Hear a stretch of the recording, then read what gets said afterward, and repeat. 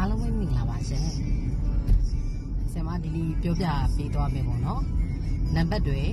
အကြောင်းအရာလေးရတာပေါ့နော်မိတ်ဆွေရဲ့ဘဝမှာဝေကန်နေရော